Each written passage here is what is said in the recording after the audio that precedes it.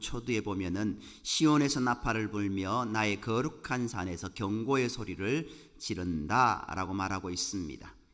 하나님께서 요엘에게 시온에서 경고의 나팔을 불고 유다 땅에 사는 사람들 그들로 두려워 떨게 하라고 명하십니다. 크고 두려운 여호와의 날이 가까이 이르렀기 때문입니다. 앞장에 보면은 메뚜기의 재앙으로 인하여서 농사를 망쳐서 농부들이 애곡합니다. 또 이곳 저곳에서 많은 사람들이 애곡합니다. 그들의 유익을 위해 살아갔던 자, 취하는 자, 그들이 이제 깨어 울지어다. 그들이 자기를 위해 포도주를 만들고 또 이제 남을 위하여 포도주를 만들어서 그들의 즐거움을 그렇게 살았던 사람들, 그런데 그 모든 즐거움을 위한 것들이 다 사라져 버렸습니다. 이제 그들로 인하여서 기뻐할 것 아무것도 없습니다. 또 제사장들 그리고 또 이제 여호와의 성전에서 수종드는 모든 사람들도 하나님께 온전히 제사드릴 것조차도 없는 형국이 이르게 되었습니다. 결국 그들의 모습 가운데서는 하나님께서 주신 그 기쁨의 모습들이 다 슬픔으로 변하게 되었습니다. 그러나 그 슬픔으로 변하게 된 이유가 무엇이냐? 그들이 하나님을 떠나갔기 때문이다 라는 것을 우리가 말씀을 통하여서 배웠습니다. 오늘 말씀도 마찬가지입니다. 메뚜기 재앙을 통하여서 이스라엘 백성들을 다시 돌아오라고 명령하시는 하나님의 음성을 들어야 됨에도 불구하고 이스라엘 백성들은 그 음성을 듣지 못합니다. 어서 돌아오, 어서 돌아오. 지은 죄가 아무리 클지라도 우리를 향하신 그 하나님의 사랑이 더 크기에 우리가 돌아오기만 하면은 하나님께서 은혜를 베풀어 주시겠다라고 말씀했지만 그들은 하나님께 돌아오지 않았습니다. 1절 말씀에 보면은요, 나팔을 불고라고 이렇게 하고 있습니다. 이 말은 순양의 뿔로 만든 나팔을 이야기합니다.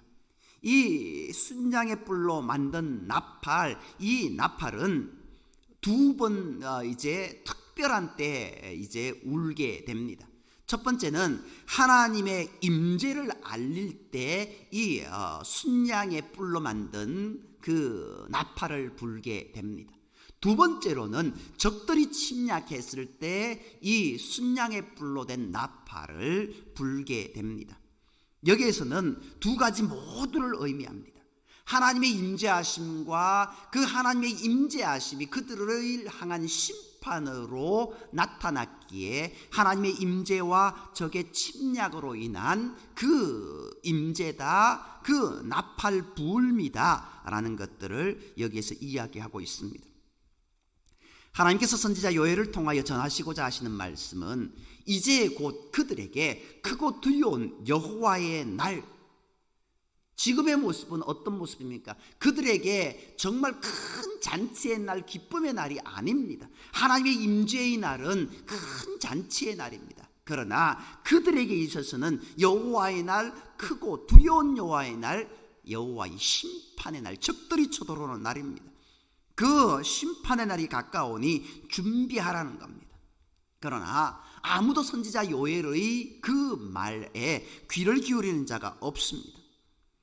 그러므로 하나님께서 이제 곧 다가올 여호와의 날이 크고 두려운 날이라는 것을 알게 하기 위해 그에 앞서 가공할 메뚜기 재앙을 내리셨던 겁니다.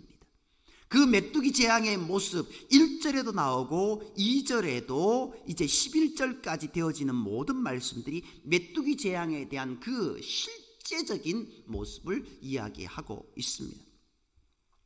메뚜기 재앙은 인류가 경험하는 가장 두려운 재앙 중에 하나입니다.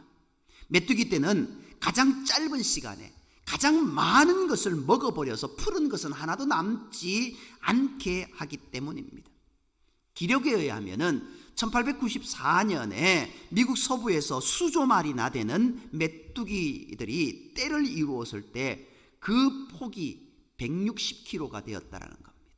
그 길이는 480km에 달했다라고 합니다. 480km가 얼마일까요? 우리 포항에서 서울까지가 한 350km 정도 되나요? 그거보다 더 큽니다. 우리 남한 전체를 덮고도 덮고도 남을 정도의 메뚜기 떼들이 그 저녁에 그렇게 쌓여버립니다. 높이가 1.6m였다라는 겁니다. 빽빽하게 하늘을 뒤덮어버리는 그런 모습들을 보게 됩니다. 중동 지역에서는요, 메뚜기 떼가 1평방미터, 가로 세로 높이 1평방미터에 300마리에서 1000마리 정도의 그런 밀도로 수십 킬로미터를 뒤덮는 그런 경우가 가끔 있었답니다. 그런데 심한 경우에는 1세제곱미터에 수천 마리, 수만 마리까지도 그렇게 있어서 수백 킬로, 수천 킬로나 뒤덮는 그런 모습이 있었다라고 말합니다. 이쯤 되면은 메뚜기 떼로 인하여서 땅이 보이지 않고 대낮도 밤처럼 캄캄한 모습이 될 겁니다. 오늘 말씀 가운데도 그런 모습이 나옵니다. 이 메뚜기 떼들은요, 풀과 채소와 나무는 물론 건축물의 나무와 사람의 옷까지도 먹어 치웁니다. 그래서 메뚜기 떼가 지나간 자리는 그야말로 황량한 사막과 같은 모습이 되고 맙니다. 그래서 메뚜기 떼의 습격을 자주 받는 근동 지방의 사람들은 홍수나 기근이나 그 어떤 재앙보다 메뚜기 떼의 재앙을 더 두려워한다라는 겁니다. 오늘 4절 이하의 말씀을 보면은요, 요엘은 메뚜기 떼를 어떻게 묘사하고 있습니까? 그의 모양은 말 같고 달리는 기병 같고 산 꼭대기에서 뛰는 소리는 병거 소리 같고 불꽃이 건물을 사르는 소리와도 같고 강한 군사가 줄을 버리고 싸우는 것 같고 쭉 계속해서 이렇게 갑니다. 이들은요, 앞이 보이지 않을 정도로 많은 메뚜기 떼가 온 하늘과 땅을 다 점령해버린 모습을 이렇게 이야기합니다. 그 메뚜기 떼가 지나가는 모습이 말이 그렇게 말발굽 소리를 내면서 가는 소리 같다, 기병 같다라고 이야기하잖아요. 기병 소리가, 전쟁터에서 기병 소리가 들린다고 한다면은 혼비백산할 일입니다. 이제 옛날 같으면은 철 갑옷을 입고 기병을, 그리고 창을 들고 있는 그 기병들의 모습은 무시무시한 기병의 모습입니다.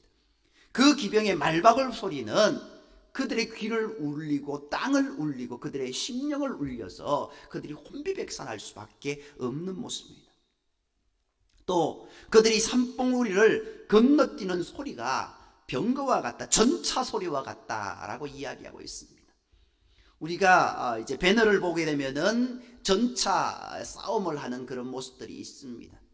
그 전차의 양쪽에 보면은 이제 칼날을 달아놓고 거기에 그것이 지나가기만 하면은 모든 것이 초토화되어져 버리는 그런 모습을 보게 됩니다. 전차 군단이 그렇게 오면은 모든 모습들이 다 죽음으로 끝나는 모습인데, 어떻게 해요? 이 메뚜기 떼의 모습들이 전차 소리와 같다라는 겁니다. 또 불꽃이 건물을 태우는 소리, 불꽃이 건물을 태우는 소리 어떤 소리인지 아십니까? 따닥따닥 따닥 하면서 그렇게 소리가 나잖아요. 그런 소리가 메뚜기 떼가 뛰어다니니 그 소리가 정말 얼마나 큰지, 또 전쟁터로 나가는 강한 군대의 행렬 소리와 같다. 뭐 다른 거 볼 건 없습니다. 이제 북한에서 어떤 전성절이 되어서 열병식 하는 모습을 봅니다. 중국도 그런 모습들이 있죠. 대표적으로 사회주의 열병식을 하는 모습은 정말 칼 같잖아요. 팔도 다리도 엄청 높게 들어서 소리를 크게 낸 탁탁탁탁 소리 나는 그런 모습들. 어찌 보면 메뚜기들의 모습들이 이런 모습과 똑같습니다. 엄청난 광경의 백성들은 두려움에 몸서리칠 수밖에 없습니다. 얼굴은 새파랗게 질리다 못해 아예 검게 걸린 솥처럼 까맣게 되었다라고 이야기합니다. 7절 이하에 보면은요, 어떻게 이야기하고 있습니까? 그들이 용사같이 달리며 무사같이 성을 기어오르며 각기 자기의 길로 나가되 그 뒤를 이탈하지 아니하며. 아니, 그 많은 메뚜기 떼들이 가는데 뒤로 돌아 어떻게 갑니까? 그냥 일렬로 쭉 지어갈 수밖에 없습니다. 가다가 먹을 거 있으면 한 입만 뜯고 지나가도 다 뜯기는 그 모습. 그러니 어떻게 해요? 서로 밀치지도 않고 마치 병사들이 줄을 지어가는 모습들처럼 그렇게 자기 길만 갑니다. 앞에 무엇이 있든지 그침이 없습니다. 성 안으로 들어가고 성벽을 뛰어넘고 도둑처럼 창문까지 넘어 집 안으로 들어갑니다. 이것은 그들을 막을 자가 아무도 없고 사람이 있는 곳이면 어디든 들어가지 못할 곳이 없다는 것을 뜻합니다. 이 메뚜기 떼를 피하여 도망할 곳 아무데도 없습니다. 그 메뚜기 떼가 전진할 때에는 땅이 진동하고 하늘까지 두려움에 뜹니다. 하늘의 해와 달과 별들도 그 빛을 잃어버립니다. 너무나 많은 메뚜기 떼로 인해서 온 천지를 덮어버리니 그 빛을 잃어버린 겁니다. 메뚜기 떼가 너무 많아 마치 여름에 짙은 구름이 낀 것처럼 대낮인데도 어둡게 되었다라는 뜻입니다. 메뚜기 떼의 재앙은 그것만으로도 백성들의 마음을 오그라들게 할 만큼 두렵습니다. 그러나 이 재앙은 장차 다가올 재앙에 비하면 예고편에 불과하다라는 겁니다. 메뚜기 떼가 아무리 두려워도 사람을 직접 공격하지는 않습니다. 물론 옷은 뜯는다 할지라도 사람의 약간의 생채기는 일어날 수 있지만 그렇게 사람의 모든 것을 송두리째 앗아가지는 않습니다. 들에 있는 풀과 나무는 물론 집의 기둥이나 사람이 입은 옷까지 사람의 주변에 있는 것은 모든 것을 다 해치지만 사람을 직접 공격하지는 않으므로 장차 다가올 재앙을 경고하는 성격을 가지고 있다라는 겁니다. 그래서 이 메뚜기 떼의 재앙과 더불어 선지자를 통해서 경고의 말씀을 전하신 것입니다. 메뚜기 떼와 함께 하나님께서 선지자 요엘과 아모스를 통해서 경고하셨습니다. 그러나 백성들은 이 선지자들을 통해서 전하신 경고의 말씀을 듣지 않았습니다. 그래서 다음과 같이 이스라엘이 주변 강대국들의 멸망을 당합니다. 메뚜기 대왕은 들판의 식문들만 공격을 당했지만 다음에 나온 재앙들은 사람이 죽거나 포로로 끌려가는 등 사람에게 직접 임한 재앙이었습니다. 지금 이 요엘서 그리고 호세아서, 아모스서 이 모습들은 주전 8세기 예언자들이라고 이야기합니다.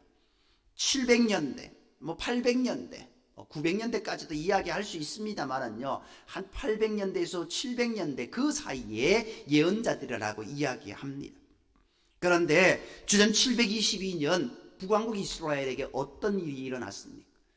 북왕국 이스라엘이 아수르에 의해서 멸망을 당하는 일이 일어납니다.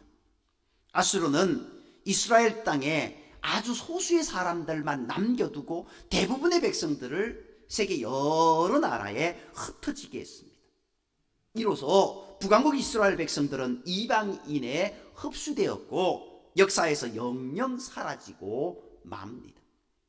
북왕국 이스라엘에 지파가 어떤 지파가 있습니까? 남유다라고 이야기합니다. 북이스라엘이라고 합니다. 남유다의 대표적인 지파는 유다 지파입니다. 그리고 한 지파가 더 있습니다. 베냐민 지파. 베냐민 지파는 나중에 유다 지파에 흡수되어 버립니다. 그래서 유다 이렇게 이야기합니다. 북이스라엘의 대표적인 지파는요, 요셉의 아들 에브라임의 지파입니다. 에브라임 지파가 중요한 지파였지만 므낫세, 에브라임 그렇게 이야기할 수 있지만 거기에는 10개 지파나 되는 그런 지파들이 함께 있습니다. 로벤부터 시작해서 쭉 해서 10개 지파가 이렇게 있지만 그 10개 지파가 모두 흩어져 버립니다. 그리고 그 흩어짐으로 인하여서 그들은 이스라엘 역사에서 사라지고 마는 10개 지파의 전설이 되고 말았습니다. 왜요? 하나님께서 요엘을 통하여서, 아모스를 통하여서, 호세아를 통하여서 북왕국 이스라엘에게 하나님의 심판의 메시지, 경고의 메시지를 그렇게 전하여 주었음에도 불구하고 그들은 하나님의 말씀을 온전히 깨닫지 못하고 오히려 그 말씀을 전하는 선지자들을 죽이는 일까지 서슴지 않았고, 하나님의 말씀에 온전히 순종하지 못하고 회개하지 못하여서 돌아오지 않아서 결국은 멸망당하는 자가 되고 말았습니다. 북이스라엘뿐만 아니라 남유다도 마찬가지였습니다. 남유다의 모습은 3차에 걸쳐서 4차에 걸쳐서 이제 3차, 4차 조금 옥신각신 있지만요, 그렇게 여러 번 침략을 당했고 포로로 끌려가는 모습들이 있습니다. 605년에 이제 포로로 끌려가는 모습, 그리고 597년에 또 끌려가고 마지막 586년, 587년에 이제 바벨론에 의해서 남왕국 유다도 멸망당하게 됩니다.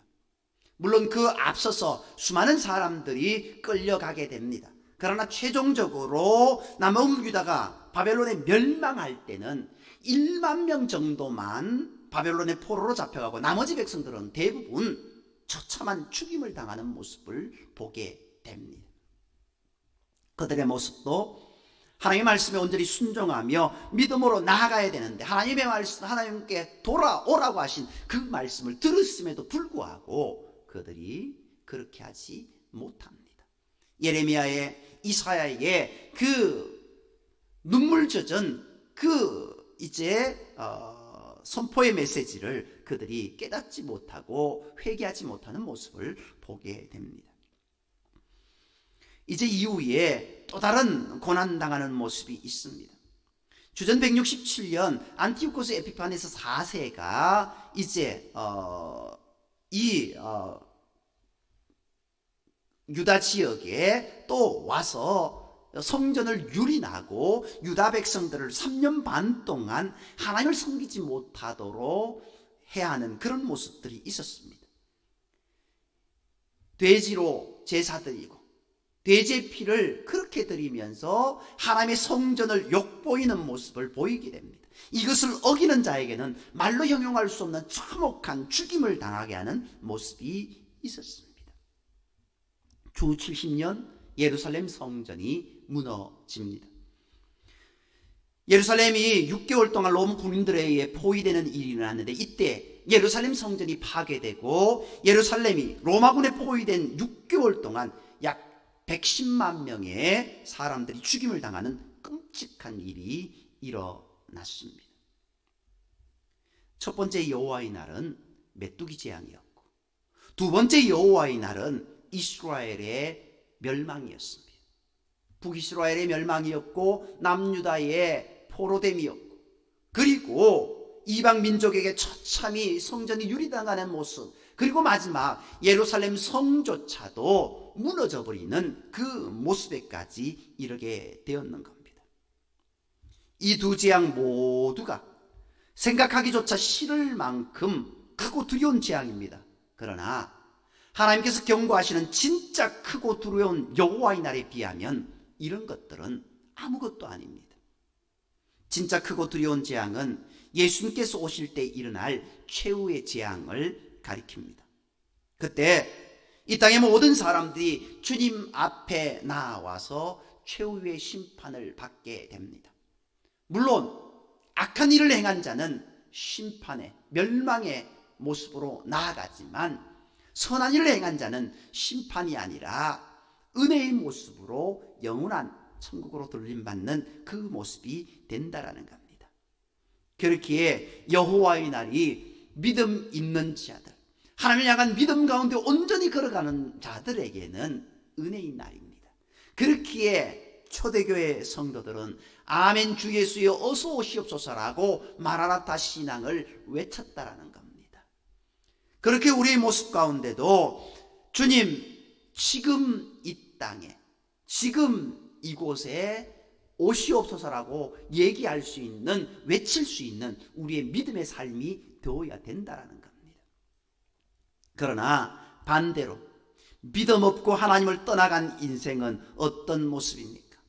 멸망받는 자가 되고 만다라는 겁니다. 어떤 재앙보다 크고 두려운 재앙, 소망이 없는 재앙, 그 재앙을 만날 것인가? 은혜의 재앙, 은혜의 모습, 하나님의 복된 자리로 나아가는 우리의 삶이 될 것인가?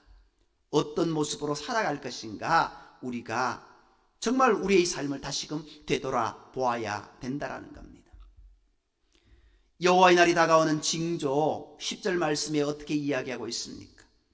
여호와의 날이 올 때 공통적으로 나온 징조가 바로 해와 달이 어두워지고 별들이 빛을 잃는다라는 그런 모습입니다. 출애굽때 애굽의 전역에 마다들이 모두 죽는 심판이 내려지기 직전에 있던 재앙이 바로 해와 달과 별들이 어두워지는 흑암의 재앙이었습니다.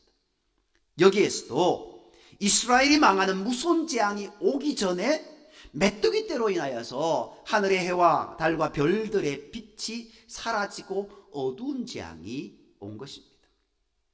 마지막 때도 마찬가지입니다. 그때도 해와 달과 별들이 빛을 잃을 것입니다. 해와 달과 별들을 상징적으로 본다면 이 땅에 있는 거의 모든 교회들이 그 거룩함을 잃어버리고 세속화가 된다는 것을 의미하겠고, 출애굽 때나 본문의 경우처럼 진짜 그대로 일어날 일이라면 천체의 큰 변화가 일어날 것입니다. 어떤 경우든 주께서 다시 오시기 전에 그 징조를 보이실 터이니 주의하여 살펴보고 주의 오실 날을 준비하는 자들이 되어야 할 것입니다. 장차 다가오는 여호와의 날은 메뚜기 재앙이나 이스라엘이 멸망하는 것과는 비교도 되지 않을 정도로 크고 두려운 날입니다. 이스라엘이 멸망하던 날 끔찍하게 죽었던 일도 두려운 일입니다만 그래봐야 60만 죽을 뿐입니다. 그러나 마지막 날에는 영혼까지 죽어 영원히 멸망을 당하는 자가 되고 만다라는 겁니다.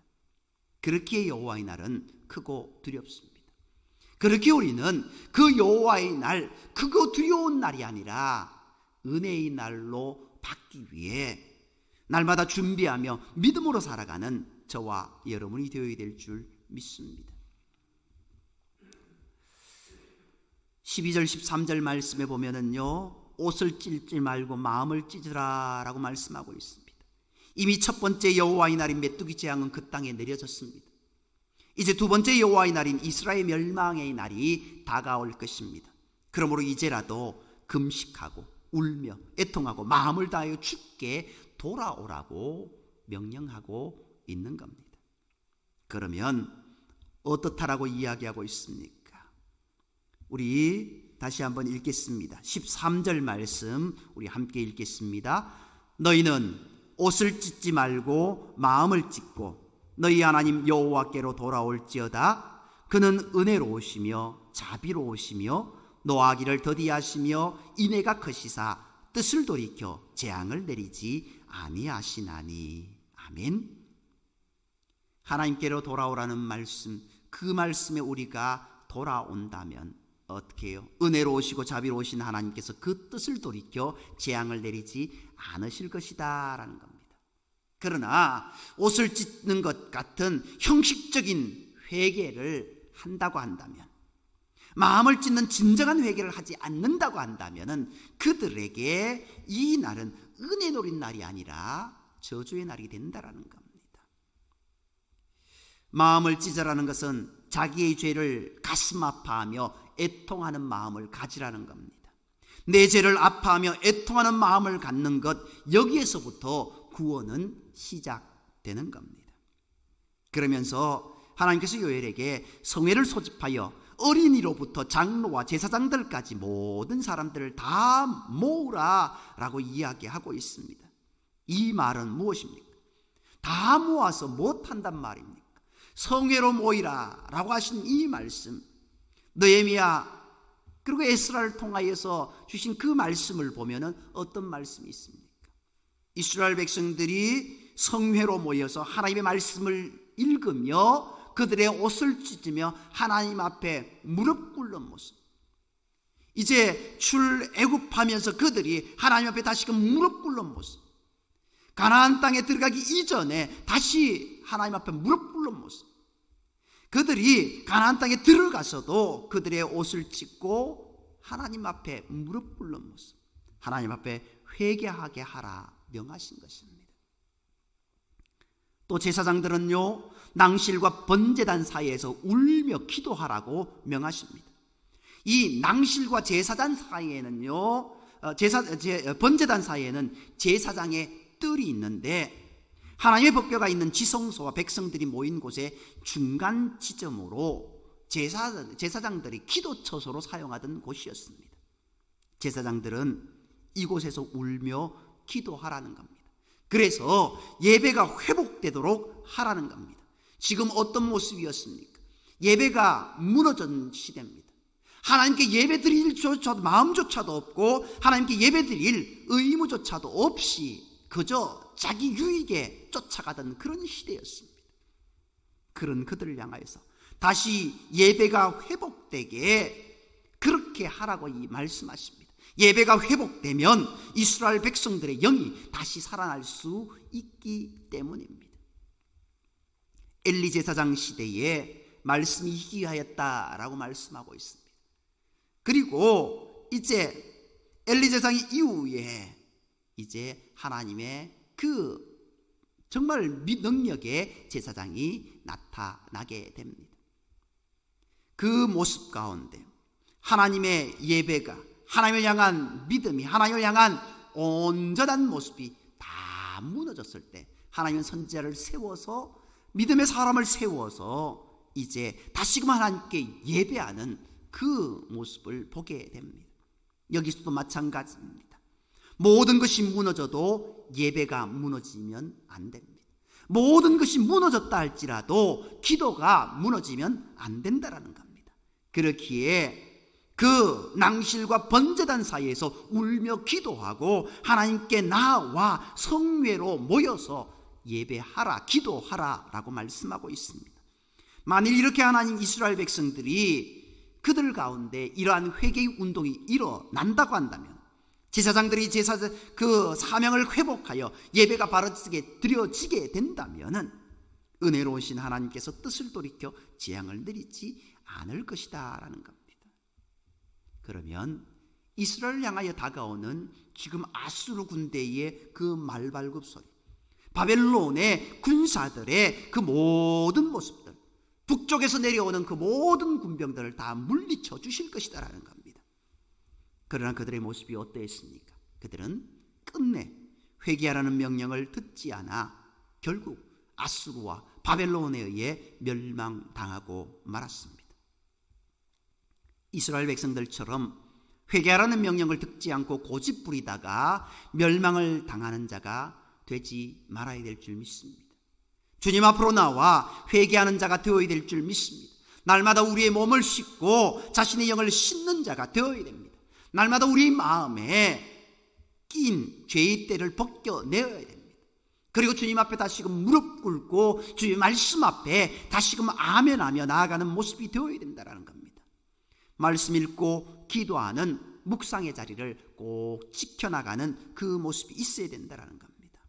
장차 다가올 여호와의 날 두려워할 줄 아는 자가 되게 해달라고 기도하시고, 곧 다시 오실 주님을 기쁨으로 만날 수 있는 우리의 삶이 되게 해달라고 기도하시고, 이를 위해 날마다 말씀을 묵상하고 정말 성령 충만함으로 나의 모든 죄된 것들을 다 씻을 수 있는 은혜를 허락하여 달라고 기도하며 나가는 우리 모든 삶이 되어야 될 줄 믿습니다. 요엘을 통하여서 하나님은 그 말씀을 하십니다. 요엘 선지자를 통하여서 오늘 우리에게 그 말씀을 하십니다. 그들이 그렇게 해서 멸망당했는 모습, 오늘 우리의 모습 가운데 그와 비슷한 모습으로 하나님을 온전히 신뢰하며 믿음으로 나아가야 됨에도 불구하고 하나님을 온전히 신뢰하지 못하고 나아가는 모습은 없는지 우리 자신을 살펴보아야 됩니다. 믿는다라고 하지만 손가락질 다 하고, 믿음의 사람이라고 하면서도 믿음 없는 삶을 살아가는 모습이 부지기 있는 모습을 우리가 보게 됩니다. 오늘날 교회가 손가락질 당하고 그리스도인이 참 예수 믿는다면서 저러냐라고 하는 그런 책망을 듣는 우리의 모습, 과연 나는 그런 모습은 아닌지 우리 자신을 살펴야 될 것이고, 우리 교회를 살펴야 될 것이고, 우리의 모든 삶이 하나님의 기쁨이 되고 세상의 많은 사람들을 도우며 그들에게 칭찬받는 우리 모든 삶이 되기를 주님의 이름으로 축복합니다. 기도드리겠습니다. 사랑과 의 하나님, 요엘 선지자를 통하여 주신 여호와의 날, 크고 두려운 날이 아니라 은혜의 날이 우리 가운데 임하게 하여 주옵소서. 그날을 준비할 수 있는 은혜를 허락하여 주옵소서. 그날을 위해 날마다 말씀을 묵상하며 그 말씀 부여잡고 살아갈 수 있는 은혜를 허락하여 주시옵고, 말씀을 의지하며 하나님께 기도할 수 있는 은혜를 허락하여 주시고, 말씀에 아멘하며 우리의 삶을 되돌아보았을 때 내 속에 덕지덕지 묻어있는 그 모든 죄들을 다 떨쳐버리고 다 씻을 수 있는 은혜를 허락하여 주셔서 이제는 주님 앞에 신실한 백성으로, 거룩한 백성으로 은혜의 삶을 살아갈 수 있는 우리의 삶이 되게 인도하여 주옵소서. 모든 말씀을 사랑하시는 예수님의 이름으로 감사하며 기도드립니다. 아멘. 우리 말씀을 생각하며